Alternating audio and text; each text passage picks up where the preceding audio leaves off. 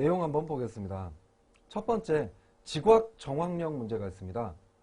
이 부분은 주로 은행과 KT 이런 곳에서 많이 출제가 되죠.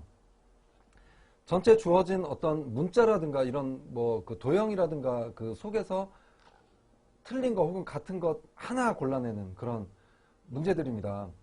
여기서 중요한 건 이론도 필요 없고 기술도 필요 없습니다. 얼마나 집중을 해서 빨리 찾아내느냐가 관건입니다. 사례 한번 볼까요? 여기 보시면 QO라는 게 있죠. 빨리 한번 찾아봅시다. QO 있고, QO 있고, QO 있고, QO 있고, 4개. 자, 근데 이런 거를 아주 직관적으로 빨리 찾아내는 사람들 있죠. 근데 그 직관까지도 필요 없고 집중력입니다. 별거 아니죠, 사실은.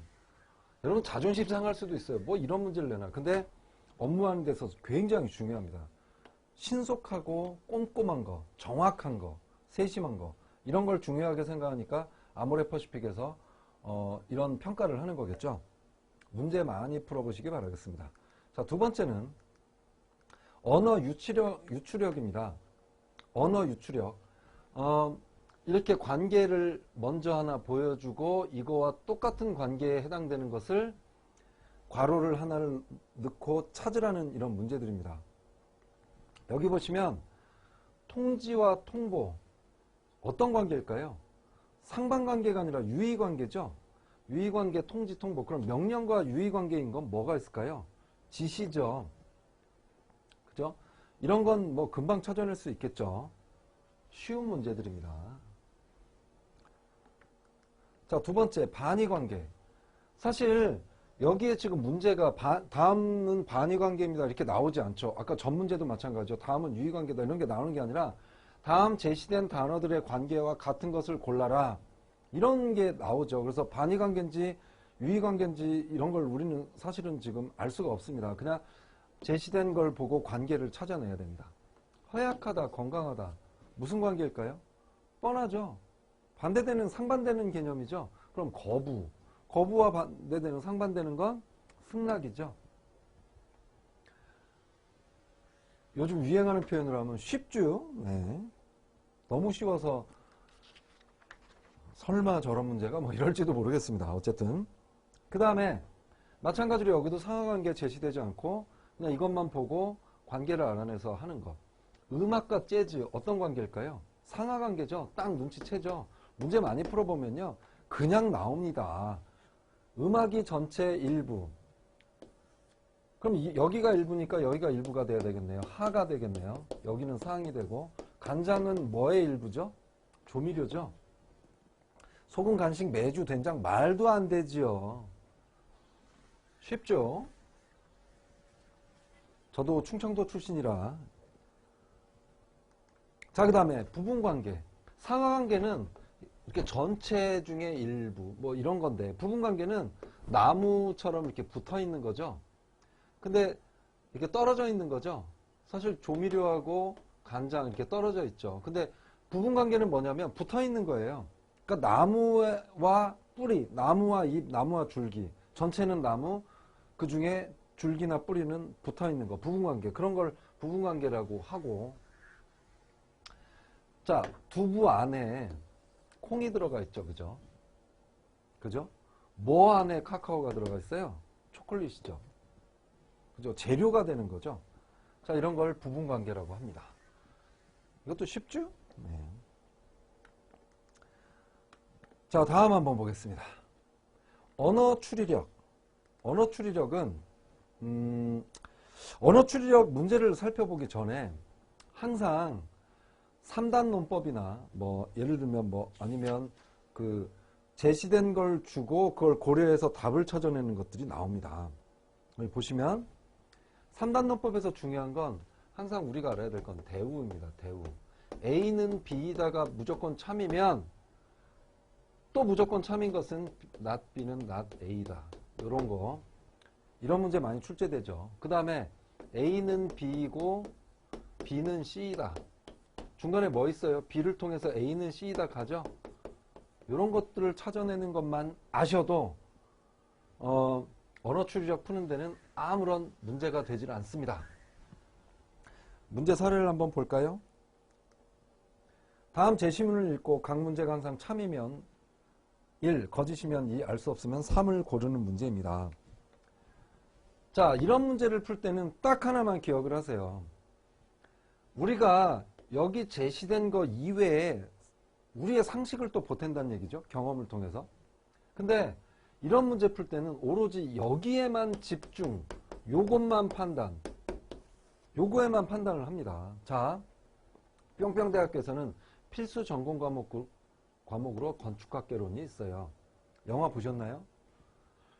건축학개론 수업을 듣는 학생들은 대부분이 1학년이고 졸업을 하기 위해서는 필수 전공 과목 모두 B 이상의 학점을 맞아야 돼요. B 이상이 안 되면 한 과목 때문에 졸업 못하는 경우도 생기죠. 이게 우리의 경험이죠. 근데 여기서 보면 건축학개론의 점수가 B라면 재수강을 할 수가 없다. 여러분, 이거 없을 때 이걸 가지고 우리의 상식 가지고 한다 그러면요, 맞아. 점수가 B인데 뭐하러 재수강을 해? 라고 판단을 해서 참이다 이렇게 치는 경우도 많은데, 이런 걸 조심하라는 거죠. 여기에 제시된 걸 기준으로 보면요, 재수강에 대한 기준은 나와 있지가 않아요. 재수강에 대해서는 나와 있지 않아. 그래서 우리는 알 수가 없습니다. 평상시 상식대로 하면 답 나오죠. 참 아니면 거짓 나오는데 그걸 생각하면 안 된다고 제가 다시 한번 말씀드리겠습니다. 오로지 이거 여기에 의하면 알 수 없음이 정답이 되겠습니다. 조심하세요. 이거는 뭐가 어렵고 모르고 해서 푸는 게 아니라 틀리는 게 아니라 제가 말씀드렸던 이런 우리의 어떤 생각 이런 걸 자꾸 대입을 하다 보니까 틀리는 경우들이 많습니다. 쉬움에도 불구하고. 네, 다음 문제 풀어보도록 하겠습니다. 여기 제시문을 보면 아내는 홀수일에 청소를 하고 남편은 짝수일에 청소를 한답니다. 이번 달에 1일은 월요일입니다. 이번 달은 30일까지 있다. 이거 문제 풀어보시면 이거는 뭐 큰 의미가 없다는 걸 아실 수가 있을 겁니다. 근데 이런 문제를 보고 머릿속에서 이렇게 떠올려서 문제를 맞추시는 분들도 당연히 계십니다. 여러분들도 마찬가지시겠죠? 그렇지만 그렇지 않을 경우를 대비해서 그래도 좀 문제를 풀어보는 과정을 한번 가져보도록 하겠습니다. 이번 달에 1일이 월요일이면 1, 8, 15, 22, 29 이렇게 되겠죠? 월요일이. 그죠? 월요일. 그 다음에 월, 화, 수, 목, 금, 토, 일 이렇게 돼서 셋째 주라고 했습니다. 지금 셋째 주는 여기입니다. 여기 보시면 월요일부터 일요일까지라고 되어 있죠. 그래서 이걸 한 주라고 했죠. 그러면 15일 같은 16, 셋째 주는 17, 18, 19, 20, 21일 이렇게 되겠죠. 그러니까 셋째 주에 아내는 홀수일에 청소하니까 아내 15, 17, 19, 21 그러니까 4번 하죠. 남편 짝수일에 하니까 16, 18, 20 그래서 여기 보면 셋째 주에 월요일부터 일요일까지 아내는 청소를 4번 남편은 3번 할 것이다. 참이죠. 넘어가도 되겠죠. 자, 그 다음 문제 한번 보겠습니다. 자, A, B, C, D가 차례로 서 있습니다. B와 C 사이의 간격은 같습니다. D는 C의 오른쪽에 서 있어요. 자, A, B, C, D가 차례대로 써 있는데 A, B 사이의 간격과 B와 C 사이의 간격이 같은 경우는 이런 게 있겠죠. A, B, C 혹은 C, B, A 이런 거 하나 있겠죠. 그 다음에 A하고 중간에 뭔가 있고 B, 중간 C 혹은 C, 중간 B, A A가 되겠네요. 자, 이런 4가지 경우가 나옵니다. 그죠? 간격이 같으니까 A, B, C 사이가 같으니까. 자, 근데 여기 보면 D는 C의 오른쪽에 서 있답니다. D는 C의 오른쪽에 서 있대요. 근데 문제를 보시면 A, B 사이는 다른 사람이 들어갈 수 없나요? 이거 못 들어가죠. 그죠? 2가지 지금 못 들어가죠. 자, 근데 보면 여기 보면 A, B, C 사이에 지금 만약에 여기가 D, E 혹은 이렇게 되는 경우 있겠죠. 근데 지금 D는 C의 오른쪽에 서 있다고 했으니까 D는 C의 오른쪽에 서 있습니다. 여기는 근데 D가 C가 왼쪽에 서 있죠. 이렇게 안 되겠죠. 이게 만약에 D, E 말고 E, D가 된다고 하더라도 D는 C의 오른쪽에 이쪽에 있어야 되기 때문에 이 경우는 안 됩니다. 근데 이 경우는 D가 여기에 오든 여기에 오든 해당이 되죠. 이것까지 다 만족을 시키죠. 그래서 여기에는 D2가 되거나 ED가 되거나 요 경우는 들어갑니다. 요 경우. 그래서 들어갈 수 없는 게 아니라 한 번은 들어갈 수가 있죠. 그렇기 때문에 거짓이 됩니다. 이게 전부 다 들어갈 수가 없게 된다. 이것까지 못 들어간다 그러면 참을 하셔야 되겠죠. 근데 어쨌든 한 가지 상황은 나오기 때문에 거짓이 되겠습니다. 자, 다음 한번 보겠습니다. 판단력입니다. 판단력. 독해 형태로 나오게 되죠. 판단력에서 중요한 건 독해입니다. 독해. 독해에서 중요한 거. 다 읽을 시간이 없다라는 거죠. 시간만 충분히 주어지면 누구나 풀 수 있습니다. 여러분들 수능에서 독해 보셨죠? 항상 우리를 괴롭히는 건 뭐였죠? 시간이었습니다. 시간. 다 읽고 싶은데 내용도 보면 피가 되고 살이 되는 유익한 내용도 많은데 다 못 읽는다는 거죠. 요령이 있어야 되겠죠. 첫 번째, 주제 찾는 거 혹은 주제나 제목 찾는 거. 어떻게 해야 돼요? 주제나 제목은 전체 문장의 처음하고 마지막 부분만 보더라도 눈치챌 수 있습니다. 이렇게 해서 시간 줄이셔야 됩니다. 두 번째, 일치불일치 문제가 있습니다. 다음 중 지문과 일치하거나 뭐 일치하지 않는 거 찾는 거. 이거 지문부터 보시면 안 되죠. 보기 먼저 보시고 보기에 있는 내용 가지고 찾아서 올라가야 되죠. 빨리빨리 찾아야 되죠. 세 번째, 문장 순서 배열하는 거 있습니다. 문장 순서는 시간을 줄이는데 절호의 찬스입니다. 이거. 이게 시간이 많이 걸립니다. 그래서 문장 순서 찾는 건 제일 먼저 첫 번째 문장을 찾아야 됩니다. 첫 번째 문장. 첫 번째 문장은 어떻죠? 구체적인가요? 추상적인가요? 추상적이죠? 여러분들도 글을 쓸 때 처음부터 뭐뭐 했기 때문이다 라든가 혹은 뭐 또한 뭐 이런 거 안 넣겠죠? 그냥 하나 툭 던지겠죠? 요즘 뭐 혼전동거에 대한 관심이 많다. 그러면서 나는 반대하는데 그 이유를 세 가지로 얘기했다 하면서 첫째, 둘째, 셋째 하면서 마지막에 나는 이런 이유로 반대한다. 이런 식으로 아마 글을 쓰실 거예요. 그리고 이런 글의 구조가 문제 내기도 참 좋습니다. 대부분 다 이런 식으로 구조가 돼 있어요. 그래서 첫 번째 문장을 빨리 찾아서 보기에서 지워나가는 것이 시간을 줄이는 방법이다. 이렇게 말씀을 드리면서 문제를 풀어보도록 하겠습니다. 문장을 읽고 논리적 순서대로 이거 지금 다 읽을 거 없죠? 하지만 처음부터 안 나옵니다. 또한 이런 거 처음에 안 나오죠? 그 다음에 둘 중에 하나 어떤 게 더 첫 번째 문장에 가까울까? 어떤 게 좀 더 일반적일까? B일까요? C일까요? 여긴 보면 유기농 경작자 많은 피해. 그래서 이게 좀 더 일반적이죠. 그래서 C가 첫 번째 문장이란 걸 그 다음에 첫 번째 문장에 보면 최근 이런 것들 많이 나오죠. 글 많이 읽어보신 분들은 제가 그래서 사설을 많이 읽어보라고 하는 이유가 뭐냐면 사설에 이런 다 논리적인 글들이죠. 직무적 성검사에 출제되는 글들은 다 비문학입니다. 그래서 어쨌든 C다. 그러면 C 중에서 빨리 찾았죠. C. B로 가느냐 A로 가느냐 그것만 찾아내시면 바로 정답 찾겠죠. 자, C에서 최근 많은 소비자들이 지구에 도움되는 유기농 식품 생산이 급속도로 증가하고 있다. 하지만 몇몇 전문가들은 유기농업이 몇 가지 결점을 안고 있다고 말한다. 연결 일단 되죠. B 한번 볼까요? 유기농가들의 작물 수확량이 농가보다 훨씬 낮으며 유기농 경작지가 전통적인 경작지보다 잡초와 벌레로 인해 많은 피해를 입고 있다. 뭐냐? 지금 C하고 B는 서로 상반됩니다. 상반될 때 두 문장 이으려면 중간에 뭐 들어가야 돼요?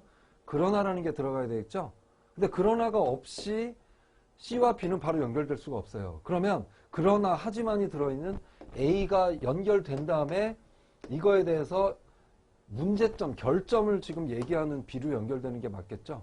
그래서 이렇게 그러면 C에서 B가 아니라 A 하지만으로 먼저 가야 되겠구나. 이렇게 찾은 다음에 그러면 바로 B하고 D 우리 볼 것도 없습니다. 그냥 여기서 이 C에서 A로 연결되는구나. 그래서 3번을 찾아내시면 되겠습니다. 물론 여러분들 평상시에 이런 문제 풀지 않을 때는 모든 지문 다 읽어보세요. 꼼꼼하게. 근데 우리는 항상 시간에 쫓기기 때문에 이런 식으로 빨리 시간을 좀 줄여나가야 되겠죠. 자, 그 다음 글에 이어질 부분의 핵심어로 적절한 것. 자, 일단 제1차 세계대전의 원인은 이렇게 되어 있습니다.